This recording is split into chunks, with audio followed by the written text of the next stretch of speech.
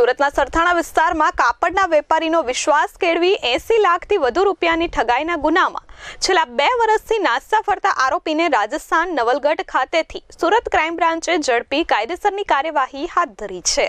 સુરતમાં વર્ષ 2022માં નરેશભાઈ નાગરમલભાઈ સૈનીએ સુરતના સરથાણા વિસ્તારમાં પોતાના શ્રી હરિઓમ એન્ટરપ્રાઇઝ નામના વ્યવસાયના પડદાની પાછળ એક મોટો કારસો રચ્યો હતો। પોતાની લોભામણી વાતોથી અને પ્રભાવશાળી છબીથી કાપડ વેપારી મયુરભાઈ ડાયાભાઈ નાથાણીને પોતાની જાળમાં ફસાવ્યા હતા।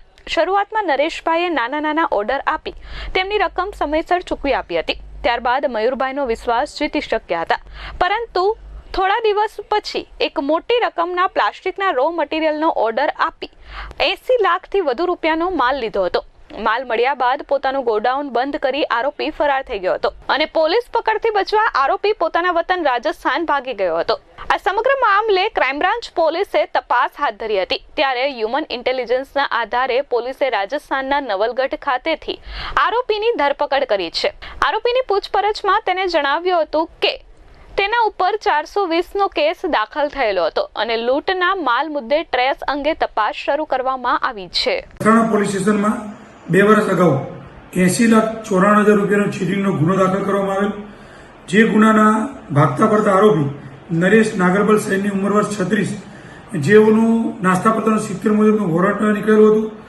એ આરોપી નવલગઢ રાજસ્થાનમાં હોવાની ક્રાઇમ બ્રાન્ચની બાતમીના આધારે ક્રાઇમ બ્રાન્ચે ટેકનિકલ સર્વેલન્સ તથા હ્યુમન સોર્સના આધારે એ આરોપીને પકડી પાડી અને અત્રે લાવી પૂછપરછ કરતા આરોપી પોતાનો ગુનો કબૂલ કરેલ છે। જે આરોપીને સરથાણા પોલીસ સ્ટેશનમાં અટક કરી અને સુપ્રત કરેલ છે। નવલગઢ ખાતે જે અમને ખાનગી બાતમી મળેલી એમાં ક્રાઇમ બ્રાન્ચની ટીમ જઈ વોચ ગોઠવી અને આ આરોપીને પકડી પાડવામાં આવેલ છે।